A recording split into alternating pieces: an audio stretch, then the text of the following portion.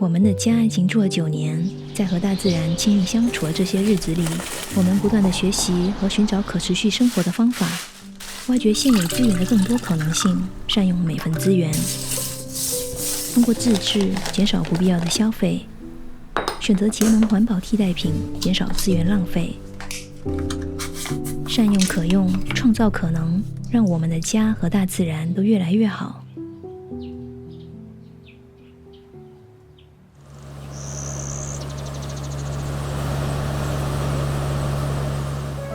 收到外婆给的新米，今天来自助站打白米。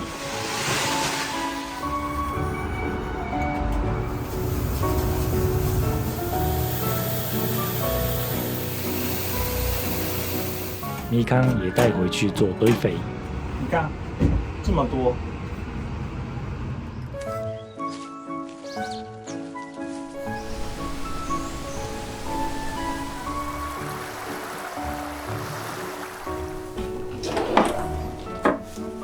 家里用桐木米箱装米，天然防潮防虫。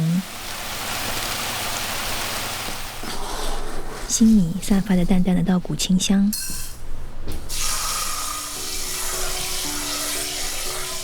我平时有留淘米水的习惯。淘米水在常温下容易变质，要放冰箱冷藏保存。平时用来清洗蔬果。淘米水是微碱性，含有天然的皂素和大量的淀粉颗粒，能温和地去除蔬果表面的农药和泥土杂质。厨余垃圾装进这个不锈钢的滤网盒，滤掉多余的水分。当厨余比较多的时候，将滤干水的装进盒里暂时保存，饭后统一拿到屋外的堆肥箱，滤网继续装厨余。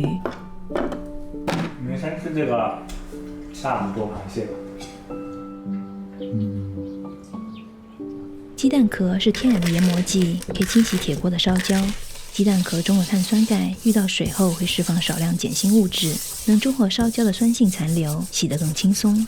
用完的鸡蛋壳留着做堆肥，洗完的铁锅很干净。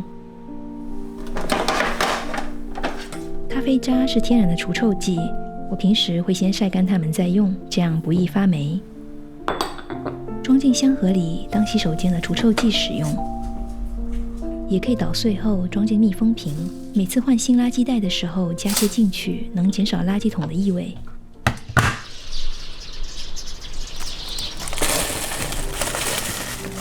堆肥里加些米糠，米糠富含氮、磷、钾等营养物质，能加快有机物的分解速度，感觉很有营养的土啊。院子里有2个堆肥箱，成熟的堆肥用于院子的土壤改良，让花开得更艳，果实更鲜美。放置一碗去掉沉淀物的淘米水，1比1兑水后可以拿来浇花。淘米水富含有机物，能促进植物生长。用过的厨余盒喷些泡沫洗洁精清洗，预防蚊虫异味。静置5分钟，泡沫会慢慢的溶解污垢。泡沫比液体洗洁精更易冲洗，能节省用水量。善用每份资源，让家与大自然都越来越好。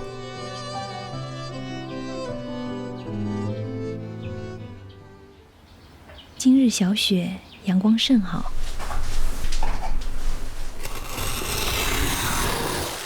我平时会收集干净的快递填充纸，它们有很多用处。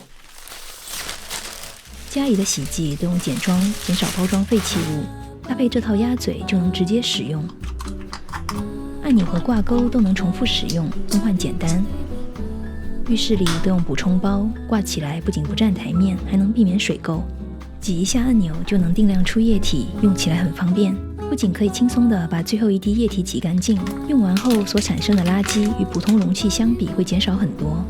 还有另外一种补充包的容器，瓶身也可以重复使用，套上去就可以了，更换简单。我平时用它装卧室的润肤乳，放在床边，每天睡前使用，加强手脚的皮肤护理。牙膏等口腔护理用品也都用补充包，瓶身也可以重复使用。漱口水和牙膏是一样的设计，放在一起简洁又美观。这一侧柜子放口腔护理用品，牙刷头都挂起来，压一下就能定量出牙膏，很方便。我用爽肤水盖子做的漱口杯，在盖子上贴了磁铁片，用来漱口大小刚刚好，不用再另外买漱口杯。柜子上贴了金属片，用完吸回去，不占台面。洗眼液也放在这里，洗眼杯都用挂钩挂起来。早上我会用洗米水洗脸，它能温和地去除脸上多余油脂。护肤品的瓶身都是由回收的空塑料瓶生成的再生塑料所制成的，外包装盒则采用回收废纸制作的再生纸纸盒。我平时会收集这些纸制品，等周末拿去回收站回收，让资源循环再利用。家里有几个泡洗袋，分别用来泡毛巾、抹布和宠物用品，摁一下就能精准分配5克洗剂的洗衣液，能减少日常中洗衣液的用量，从而节约用水。用泡洗袋泡衣物，用水量会比一般水盆减少很多，而且收纳起来也方便。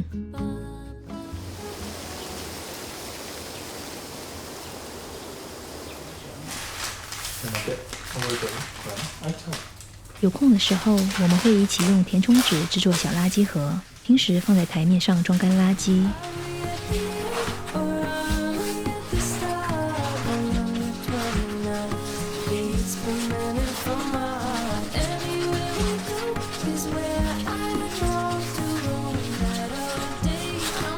收纳简单，也可以随身携带，用的时候展开，底部像这样折一下就可以了。